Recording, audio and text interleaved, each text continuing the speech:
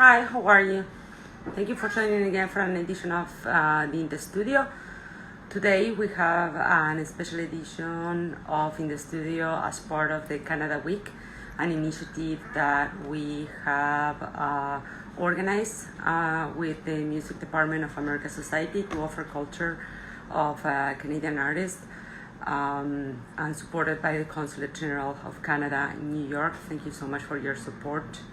To everybody there, and we're very proud to be connecting with Canadian culture today, part of the Mission of America Society since its inception, but one that we're hoping to expand and to explore in many ways in the years to come.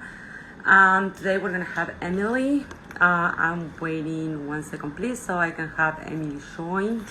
Hello, Tula. Hi, Emily. Yeah. How are you? Thank you for joining us. Yeah, I'm really good. How are you doing? I'm good, and thank you for joining us today. I am very happy to be talking to you, and we're very happy to have the Canadian Week this week, and for you to be our first Canadian artist being part of this series of talks. I'm so excited.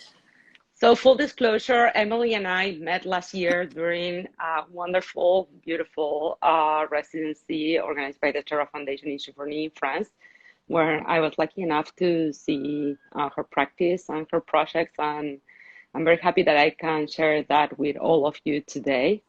So Emily lives in New York. And I don't know if you want to tell us a little bit where you are. It looks like you're at your studio. So I'm in Brooklyn, but I'm originally from Montreal. I've been living here, oh my gosh, I think it's 6 years after a couple years in LA. And yeah, like everybody, I've just been housebound since March. So but it has been like, it's given me a good opportunity to finish up a few projects and do some other practices like drawing, which I feel like I just never had time for, never really carved out that like daily practice. So it's been actually a good studio few months. Yeah, and I mean, I'm so glad that we got to do that residency last summer in hindsight. But also that I could show you like so much work in progress at that time that has really developed in some surprising ways, I think, but ways that I think were very much informed by all those conversations that we had as a group and all that feedback. So it was really generative for sure. Absolutely. And I'm very happy that we can share this with the audiences. So first we're going to talk about a book. I'm going to be sharing some images, but also videos. So you're going to have to be patient with me. For those of you who usually see this series of talks, you know that I try to show images very pretty like this. But we're going to be showing a lot of videos, and we're going to start with one of Emily's latest projects. I don't know if you want to tell them about this, the title, the concept. I'm going to prepare the video as well. Yeah, this is an artist's book.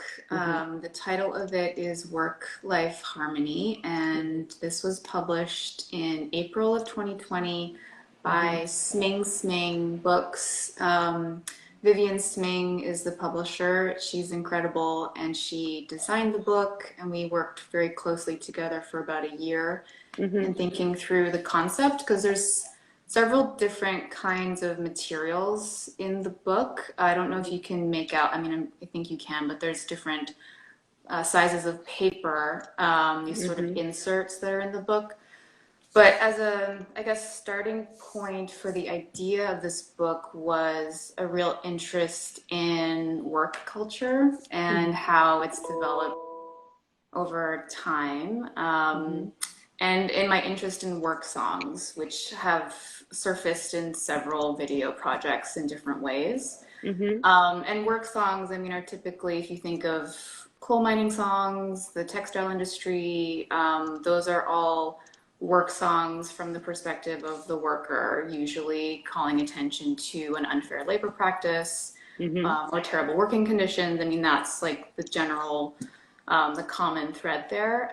But I came across this really incredible songbook called Songs of the IBM that was published by the IBM Corporation in the 1930s.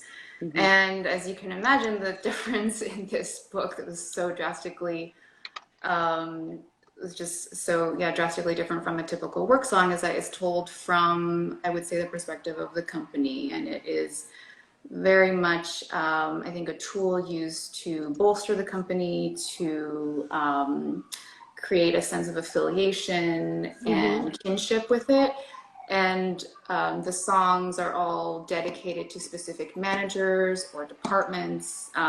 So those text excerpts that you see there are straight out of that songbook, and we chose a few choice lyrics. So I combined that with these photographs that you see here. So the photographs were taken at an Amazon workspace.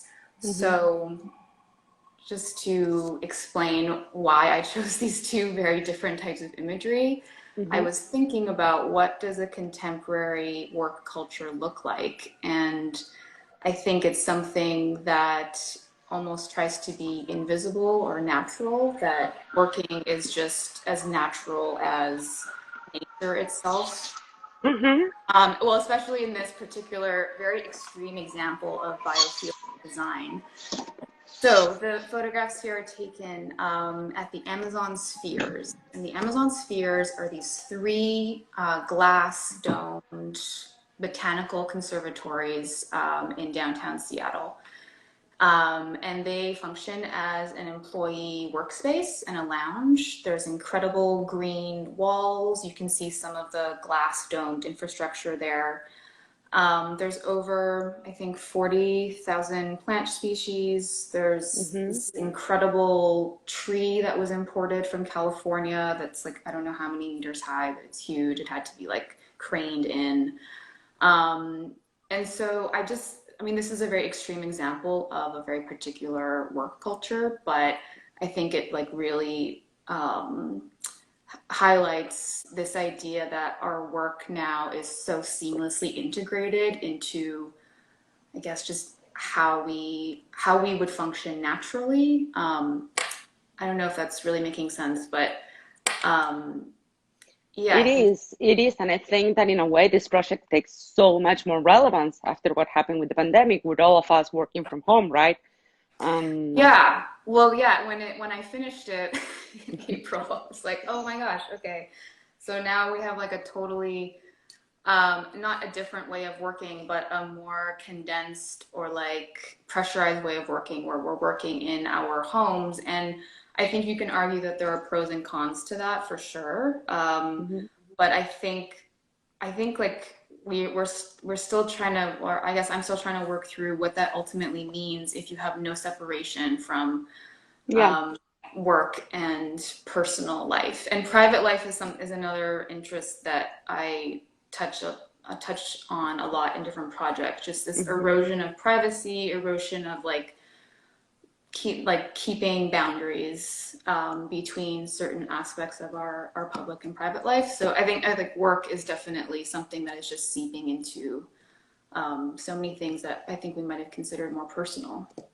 Yeah, and I think it's interesting because also, this is not just one of the many pleasurable workspaces created by, tech companies in the last, since the internet bubble, but this is specifically one that is trying to almost convey the idea of a paradise, right? Yeah.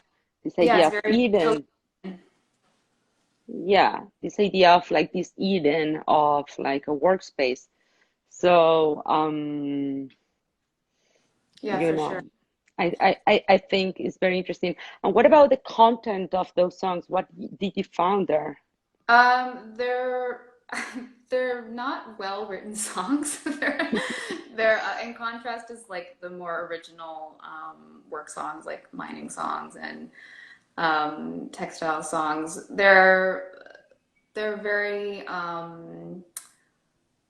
I don't think there's a lot of depth in the content, but I think if you look over an entire songbook that is specifically dedicated to the adulation of a district manager, The clear message is that you need to foster like an incredible loyalty to the company. And these were also sung by an IBM choir. That's the other fascinating thing about particular work culture in the 1930s.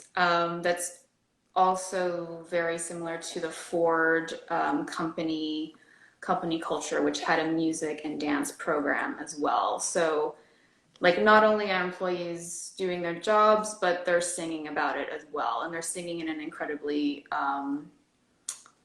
monolithically positive tone. Yeah, so and you can find the choir, like clips of the choir singing. It's all archived on the IBM website. I think there was an orchestra also. I mean, they really went all out to foster like this entire kind of, it's like part family, part like military, part empire. Like there's just something that has to reach into an individual's personal space to really like lock down that loyalty, I think. Yeah, so it was definitely a really interesting project for me to work also in this artist book form, which I've done one time before, but it was an interesting thing to juxtapose, and Vivian really helped to like articulate that graphically in a way that that made sense. And I think, I mean, just one detail, I don't know if you see the little like icons that you find. Oh, yeah, right. Yeah, the transparencies. Yeah, I really like those moments. There's a few sheets of transparencies with computer icons that have been printed on there. So we're thinking about that as a kind of screen. Like, and it's also material that you find a lot in like board books and, you know, putting binders together. And that also ties into that, like the orange spiral, the spine of the book. The Sming Sming books often have this spiral binding, but I just felt like that was the perfect thing to reference again, like a more like corporate literature, like something that is bound and disseminated throughout an office space. Yeah, and it's very interesting also that you chose such an analog format to talk about like the work culture of you know, of a tech company, you know, an artist book. I mean, because you've been working with labor and with technology, you know, in video, which is I will see some of that in a minute. But I mean, how did it work for you to pass to the analog, you know? To make it a book, that's a good question. I think the project I worked on before the artist book was a video, and I think it was really looking through this collection of work songbooks that just seemed to lend itself really well to making an artist book that could also in a way reference that kind of bookmaking. I mean, the book also, there's a link on the last page to the video that accompanies it. So there is another layer to it, I guess, that I guess formally is, I mean, it's a video, so it is like more aligned in that tech way. But I mean, artist books are so, I mean, I'd love to continue making them because there's infinite possibilities, and you can really, it's something that like is also, I mean, when you make a video, you have to, the ways that you exhibit it can be limiting, right? You screen it, you can have it available online, but to actually like hold something in your hand, I think there are still, I think you still really want to, as a viewer or as a person who's interested in these ideas, like to actually be able to hold something. I think we're still going to want to hold on to that. Yeah. Yeah, I mean, this was supposed to go to the LA Art Book Fair, which is huge. I mean, in the New York Art Book Fair here, I'm sure you've gone to it.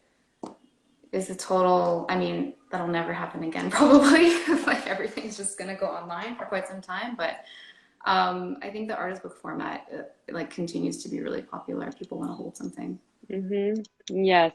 And I mean, I don't know what you feel about this, but talking about something that you, I mean, you initiate this research with archives, right? You're working from an archive, of these songs. And archives are, I mean, a lot of archivists of digital culture will get mad at me, but I mean, to the degree we know them, our understanding of the archive is something material, right? Mm-hmm. So the possibility for these projects to have, I mean, there's always this fantasy that there could be a digital, Armageddon in which everything Oh disappears, yeah. but objects, right? And this idea also that, digital changes format so rapidly that it's very hard and it's a huge challenge of archivists to archive it. But books is something that we have had since the 1500s Mm-hmm. continuously. So it's interesting, like this sense of permanence and security for the future that the book offers, even though it is a project that comes from the digital and has a digital component also. For sure. Yeah, no, Mm. I mean, I think about that a lot, what you're just saying about. There's also, I think, this question of like what maybe feels more real. And I know there's, I mean, I can only read books with the actual book. I can't read it on a Kindle. I hate reading PDFs. Like, I think there's this fatigue that the screen, I mean, that's a really real fatigue that we've all experienced. And I think maybe there Especially was an now. idea, yeah. I mean, I think there was an idea that that wouldn't be the case a few years ago. Yes. But I forget where I heard this. It was something about in children's elementary schools, there was some kind of test done in terms of children being able to retain knowledge through digital textbooks versus physical textbooks. And there's Hmm. something about the actual page being physical that actually makes you retain information because Mm. your body is, even if it's a tiny gesture of just turning a page, your body's implicated Oh, in interesting. moment. So you're kind of like record, like you're reading it, and then there's some kind of recording that happens with that information versus just, Hmm. scrolling in an infinite PDF. Absolutely. Yeah. Absolutely. So should we go to the next Yeah. project? Yes. Oh, yes. And this is related. It's related to the artist book because we're still in the spheres, so I visited the spheres last spring, last May, I think. Hmm. And to actually walk inside of those buildings is absolutely seductive. I mean, you're in a rainforest like space. There's these, what you're seeing here, this still of video is a giant green wall with, these are like misters that are embedded into the wall to bring moisture to the plants. Hmm. Um, and you're hearing sounds of, there's like little waterfalls, there's even a few birds that have mistakenly flown in from outside, just adds to the like natural feeling of it. And you're under, yeah, this huge glass dome. So when I went there to photograph these images for the book, I took some video footage as well. Let me show With it. I'm my, gonna show it while you keep talking. okay, cool. Hmm. Yeah, Yeah. yeah, so it opens, yeah,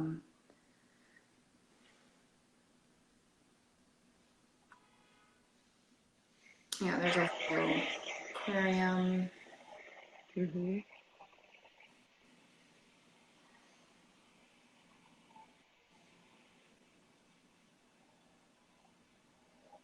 And how big is this? Pardon? How big is this? Oh, I don't know how to describe it it's Like a very, stadium? it's huge. I mean, it's a huge like biosphere. Wow. I think there's a clip of it from a like a better angle coming up in a few moments. Hmm. Um, Yeah, these aquariums are crazy. So the video, yeah, this is Alexa speaking. Mm-hmm. Yeah, so that's the ceiling. Transforming into tight knotted muscles ready to strike.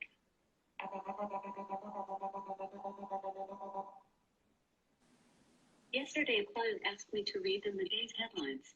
This is a familiar request. So I can talk a little bit about Yeah. the voice that you're hearing and what she's saying, or it. That's another question that I have. Is it it or is it she? So yes, the video is composed of this footage of the spheres along with some found like news coverage footage of the space.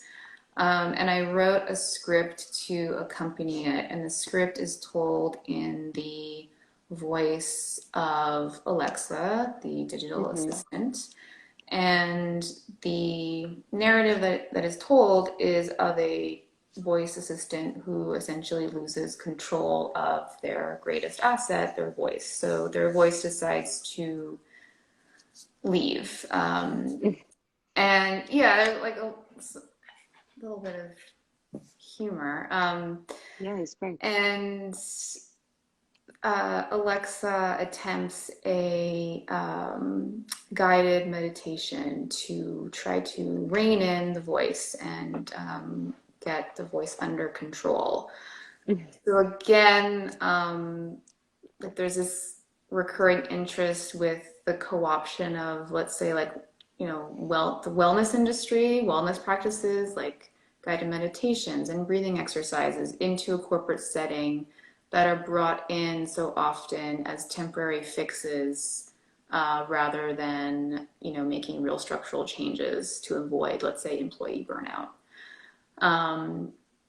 And so we have this narrative that's being told. And I think to me what was so fun and interesting working on this particular video was the way that sound is used. There's like many different clips and layers of different sounds. There's the sound within the spheres, and then there are lots of sounds that we hear with computers and phones being turned on and off. There's some older, I don't know if you'll remember, Aimé, like the old Mac sound that powers up and down. It's like very musical and very nostalgic for me. And yeah, and the sound of like a text coming in or notification. So all of these little like sort of like soundtrack that we have to our work life, which is so recognizable, just so interesting that we Almost like you know, the IBM company song. It's just that now it's in all of our life, our private life also, these songs that we take for granted.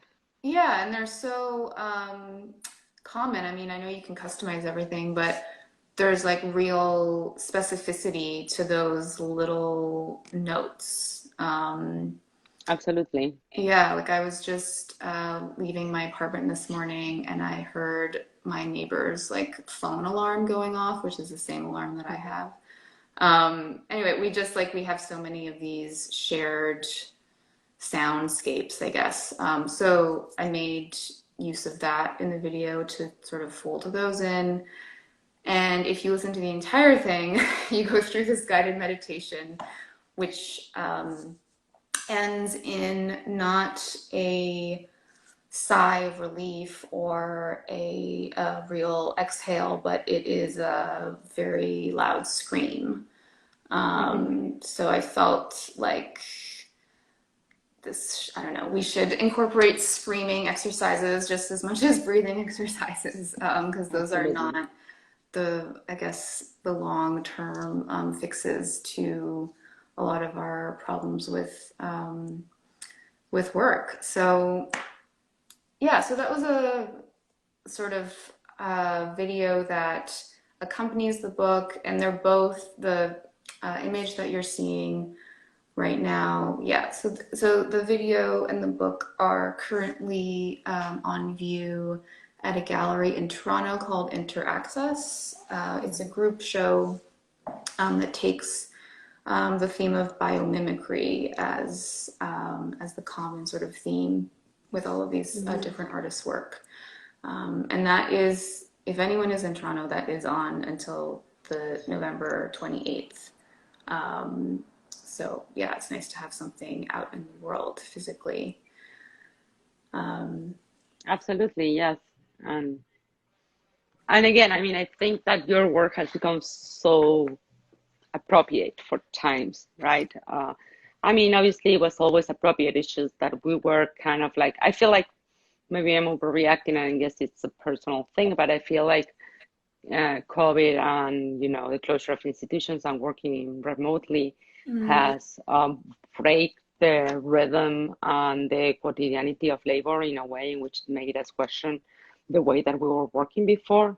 Like ideas of efficiency are being renewed. There's a lot of companies that, but it's also interesting, and I feel it's almost like a cautionary tale, your work, because it also talks about this utopia of working from home, which is part of like the digital culture, digital work, like tech companies work culture in which, they have like these beautiful environments to work in, but also the idea that employees can work remotely. They've been doing this before the pandemic and for a long time. And, the side B to that is to have Alexa invading your house, telling you what you have to do for work all the time, right? You become a slave like Alexa. I mean, Alexa doesn't choose to work, even though she is an it, she never chooses when she's on call or not, right? And I feel like that's something that has been so challenging for so many people in the last year. For sure. Yeah, this question of work and boundaries, I mean, with the pandemic is clearly it's gonna be a radical change, I think, for people that either are choosing to work from home or have to work from home. I mean, what kind of I mean, I go back to this issue of boundaries, but I really believe in that. I really believe in boundaries and privacy, and it's just so easily eroded. I mean, one thing, because like technology moves so much faster than the law is able to keep up. So things like privacy laws and issues of surveillance, the technology is just accelerates so much quicker than like our legal system can keep up. So it'll always be 5 steps ahead. Yeah, I mean, and obviously the Spheres right now is closed. No one's working there. So we're all at home with our little, like our little work plants at home, trying to keep us company. Absolutely. And what happened to all those fishes, I wonder, right? I know. Well, they have a full-time horticulturist, and I mean, it's a whole project. That's amazing. So let's go to the next project. Yeah. Oh, yes. Okay. Yes, this one. Okay, so these are 2 stills from a video called Sensitive Information that I finished it earlier this year. And Aimé, you saw a very different version of this last summer, but the core idea is still there, even if visually I took many different turns. But yeah, this video basically looks at data collection in our everyday life and surveillance in our everyday life. And the framework initially had been looking at the history of mining and mineral mining, and just trying to tease out this idea that data is the new natural resource. So it's looking at a lot of different material from the mining industry, and specifically mine from my in Nova Scotia, where part of my family is from, but also I was really trying to pull out these connections with methods of extraction in terms of data. So there's a second part to this video that I'm currently working on. It's going to tie in more of the mineral mining history. But the video that you have here looks at... share some. Yeah. I'll let you talk meanwhile, and I'll put it mute. Yeah, this is going to be many quick bursts of footage, just as a disclaimer. It's quite a frantic and haptic visual experience. So this looks at more of the effective dimension of data collection. So the main thing that I struggled with in trying to visually represent data mining, which is, I was struggling for so long to try to figure out a compelling way to try to formally visually represent it. And I came to the conclusion that since all of the data that is collected from us, from our shopping transactions, social media, financial habits, all of that stuff is collected. And there's such tiny fragments that they might not look important at all, but when seen as a whole, it's actually a pretty accurate approximation of an individual in terms of anyway, like a financial way. And so the footage that you're seeing is fragments from my daily life lived over the period of about 12 months. And while the clips themselves might not be, I don't know what the right word to use is. It's not that they're not interesting, but they're fragments and shreds and just little like snippets of my daily routine, I guess. But when seen as a whole, constitute like a different kind of portrait, maybe. So there's so many different kinds of footage here, but it's shopping, commute, travel, in my apartment, walking. And these are all instances in which you're also like relating this to the data that is being collected about you through all these activities that you do in your real life, even though these are not digital activities, right? Right. Yeah, this is all this is all physical and in the real world. Because so much of, and this was the difficult thing, is like data collection is all invisible. I mean, you can't, it's all happening through your networked interactions, but that's like so difficult to try to represent visually. But it's so, I guess, quick and all-encompassing that this seemed like an interesting method to try to like show that practice. And there's Giverny. there's a lot of, a ton of different footage there. So in a way, you're replicating the same system that an algorithm, or I don't know if it's an algorithm or a program in a computer is doing with everybody's life. I mean, they're like converting that into information that they will use in order to offer you products. But it's interesting that that's the material they're mining are your actions, right? Yeah, exactly. And throughout the video is a voiceover, a female voice, a human this time, not a digital assistant.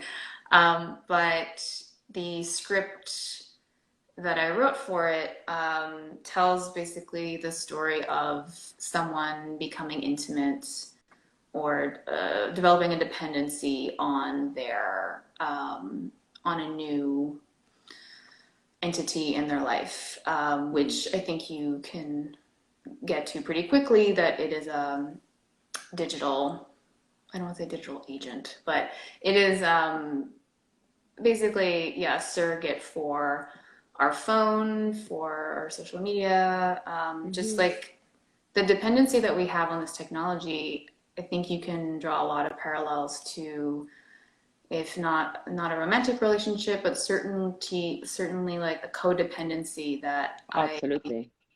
I'm still trying to understand. I mean, I grew up in a time like where I did not have a cell phone or internet like till pretty like late in my I mean, I was in my 20s, I was always a very late adopter, but I really grew up without this like complete dependency on a phone. And I still think there's a tremendous like transformation, or like I want to even say loss, in having this surveillance object basically with you like all of the time. Yeah, and I do want to say that when I first heard about your work and in conversations with you last year, the interesting thing also is that about your work and in relationship to you is that you've been researching something like, for example, this year we had that movie that was kind of like a hit, The Social Dilemma, which explains all of this in a much more dramatic. It's a documentary, and it's a very interesting documentary to see. And it even has some like theatrical clips that remind me of a bad version of your work, with all due respect to the documentary, which is very interesting. But you've been researching this for a long time, and at the same time, it has the contrast that yourself and formally your practice is completely analog, right? Like I live with you for 2 months, so I've seen how you are one of the few people who is not codependent of the phone, which I am. I am super codependent of my phone, sadly. And also, I wonder to which degree, I mean, maybe it's forcing the biography of the artist into the work, but to which degree that allows you precisely for that distance to be able to see it. It's such a good question. I am not sure how much of my childhood or growing up or a late adoption to a cell phone has to do with it, but I mean, I certainly think it does. And it might also be that I don't know if I talked about this when you first got to know my work, but I, for many years, was a painter. And so, I mean, I was working in an analog way for like my formative artist years. So I think that's also a huge part of this, now that I'm remembering my prior life as someone who spent a lot of time painting. And I mean, I've been, getting back into certain analog forms like drawing and collage for a little bit now, but maybe, I don't know, I think that might be a reason why an analog way of approaching a subject matter still seems possible to me, or still seems like worthwhile, a worthwhile way to approach it. I'm not sure. No, I think it's interesting. But okay, I'm gonna go to the next work to make sure we have enough time. And maybe I'll just go straight to the video for coping mechanism. I think is the next one we're supposed to see. Oh, damn. No, I don't think so. Okay. Or maybe this came up after. I'm so sorry. Yes. This is what we're supposed to. Sensitive information. This is information. Sorry. And then. Right. Siri, Alexa, Cortana. Yeah. So should we go to that one? Yeah, definitely. Okay, perfect. Cool. Or actually, hold on, because we didn't show one thing which I would love to show. Yeah, that's. Oh, this is. Yeah. So this is Siri, Alexa, Cortana. How is display? I think it's interesting. A couple of years ago, in the ISP, like end of year show. Yeah, and that is a still from the video. So This was a project that was the first one to really address voice and digital assistants and work songs. So I thought it'd be interesting to talk about it last because I think there's still a lot here that I'm continuing to draw from in the more recent work. So I guess my first like spark for this project was when Alexa first came out, and I just couldn't. I just wanted to know more about why this digital assistant had to have a female voice and a female name, and what was really going on. What other sort of gendered characteristics were being, coded into this technology, and it seemed like a worthwhile thing to kind of like prod at. And so there's Alexa, and then obviously Siri, and then the other voice assistant that not many people know so much is Microsoft's Cortana. So I thought it would be interesting to, these are wonderful actors who are playing Siri, Alexa, and Cortana. I thought it might be interesting to embody them and also take a little step back and look at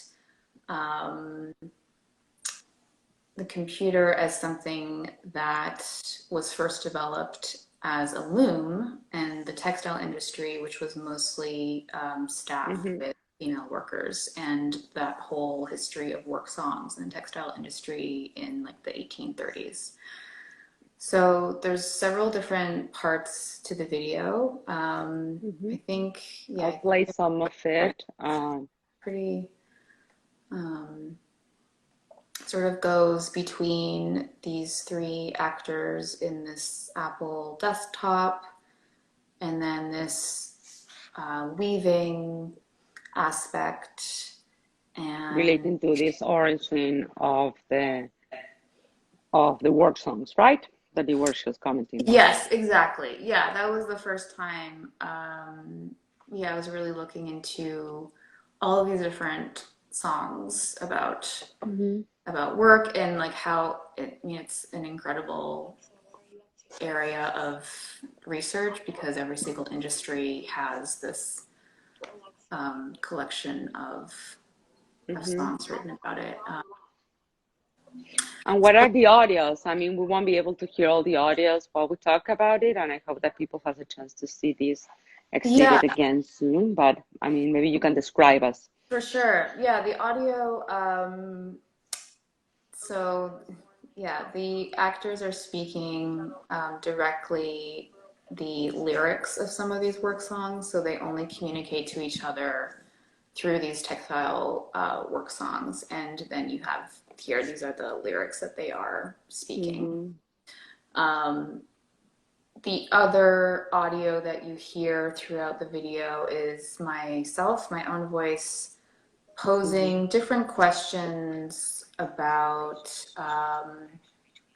lots of things, but about gender, pay. I think I asked Siri if she gets paid for the work she does, and she answers she doesn't, but she just loves doing it for free, which is like so fascinating. I think when you think that someone had to actually like program this technology to answer to a question like that, and it's such a like random question that someone would ask it. And there's also a song that Alexa sings about work and technology, and that was just prompted by my asking if she could sing me a song, and that's what she sang. So there's a lot of like questions that inform the work, and there's a lot of different ideas that I was trying to tie together, and I still have, I think, some work or some further work to do in this area, because I think it's really rich, and I think like we're only going to get more comfortable with these technologies and these, I guess, various manifestations of voice assistance. And I think I'd written, I shared with you and the others at the residency last summer, like this like pretty long list of various companies and the voice assistants that they've created and their names. And it's all like Eloise, Emily, Anna, like it's always a female name. So this also, I think, extends the legacy of like administrative and secretarial labor that has typically been seen as a very much like female domain. Yeah, and also the idea of like house labor as unpaid labor, right? Which is something that Totally. continues to be an issue even in super modern, like first class societies, you know, like the division of work is still like, I think I saw a statistic recently that even in, you know, progressive European societies, it's 3/4 of the house laborers are done by a woman, even when they work. I think it's so interesting also because, you know, your work is bringing attention to the way in which labor has changed, the way we live, and labor has changed the way we work, you know, because working is also part of living, you know. But it's done it in a way in which it's also, you know, it obviously has a feminist angle. I mean, you said it very clearly, but it's also like pointing out, you know, how the things that make it easier for us actually make it more complicated. Every moment that we have our life simplified by Alexa is because that's another moment that we're gonna give to profit of our work, right? Yeah. I mean, these technologies, I think were initially envisioned as offering us more leisure time, right? That like this idea that certain work can be automated so that you do not have to engage in that work and it frees up your own time, which is of course not the case at all. Yeah. I love also, I mean, just to put some humor into it, that in a way the video almost works like union meeting in between these digital assistants. Yeah. Like, you know, in which you're kind of like rooting for them to organize for resistance, even though they're not real. Yeah, it totally does have that sort of like drab, kind of like cafeteria Yeah. thing. Yeah, I mean, also this idea that I had with this work, and it's still something I haven't quite yet managed, but is like I would love to create a work song, a like contemporary work song, like an actual work song that would make sense for for what would we sing today. Yeah. And I mean, in no way musically gifted, but it's something I'd love to work on with somebody at some point because it's definitely like I think a culture that is like the work song culture is something that definitely seems like it's in the past. And yeah, I still think, I think there's something there to kind of create. So anyway, future project, contemporary work song. Yeah, I wonder, I mean, do you think that companies don't do work songs anymore? I Or do don't you know? think so. I mean, I don't think Amazon or Facebook or Google have like rallying songs, but you know what? Maybe they do.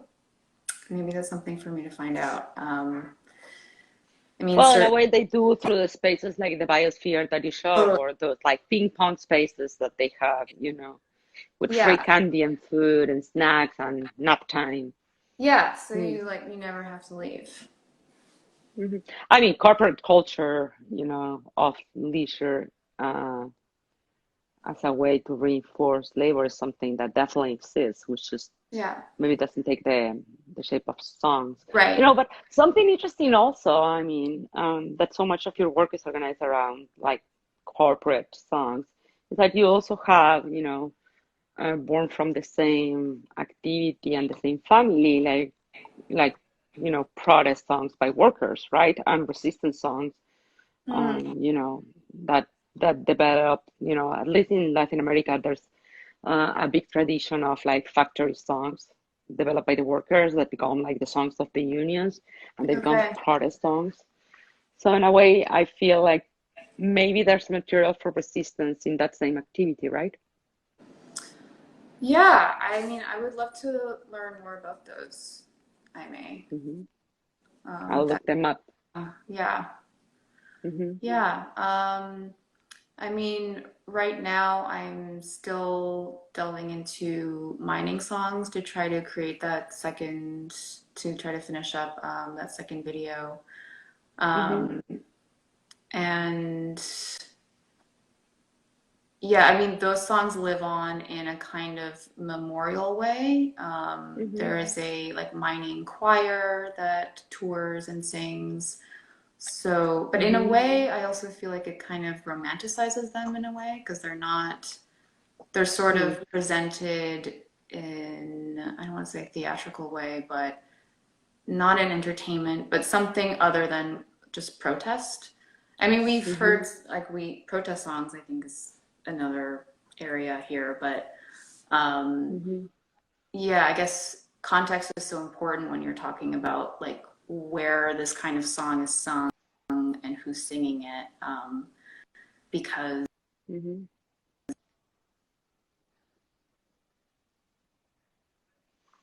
I think we lost you for a second. I think we're having the internet mining companies interfering with Emily's talking. Do you hear me now? this is I was just so, saying we're being, oh, yeah, our right, topic is too complicated for the internet. We're being boycotted, probably. Just kidding. exactly, Mm, probably, yeah. yeah. But what was I saying? Yeah, just This is, context in these songs is like can change them completely. So yeah.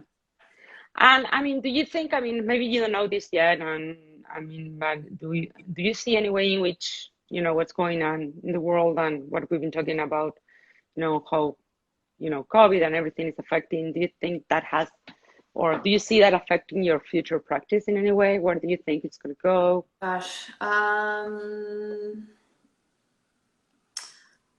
I mean, It's okay not to know. I mean, most of the artists I've been talking to, I mean, and writers also, I mean, they have been basically waiting. I mean, people have this fantasy that with all this free time, artists must be having a blast, but it's like it's really hard to work right now, right? yeah, yeah. I guess what I would say is like I feel like there's certain people that can also take this moment and I guess they're like metabolizing it really, really quickly and they're able to make work like about like what's actually going on, like the pandemic or spending time in Hmm. isolation or etc. And that's not so interesting to me to like, or I say that's not so interesting. I don't think I'm able to do that. I don't think I'm able to like digest what's going on or distill it Hmm. immediately into my work as like in real Hmm. time. So I think, yeah, I think certainly the like work life issues might resurface and thinking about Hmm. like how that's changed or been amplified through COVID. But just on a more like daily practice level, I have been trying to connect more with practices like drawing and collage rather than video, which has taken me usually outside of, I mean, definitely like outside of my home.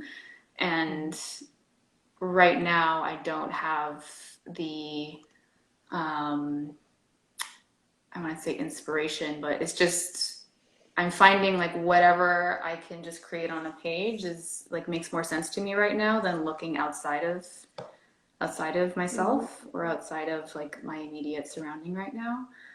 Hmm. Um, yeah, so I think that's how I can think of how it's sort of changed it That's very right interesting. now. It's very interesting. And I mean, it's also amazing how relevant your previous production, becomes, even more relevant now. So I want to make sure we have some time to close. And I don't know if anybody has any questions. We haven't asked before, but we have 2-3 minutes for questions before the Instagram will shut us down. Yeah. It's cool. But I'm very glad that we had this opportunity Me too. I think, Absolutely. I mean, I think it was a super timely work to share right now. I guess my last question is how much you think, that you being Canadian, this idea of mining labor, how it affected your practice. I mean, maybe it's an obvious reading, but at the same time, Yeah. Well, the mining aspect of it came out of, so my father's family is from Cape Breton in Nova Scotia, which has a huge mining history, coal mining and other mineral mining. And so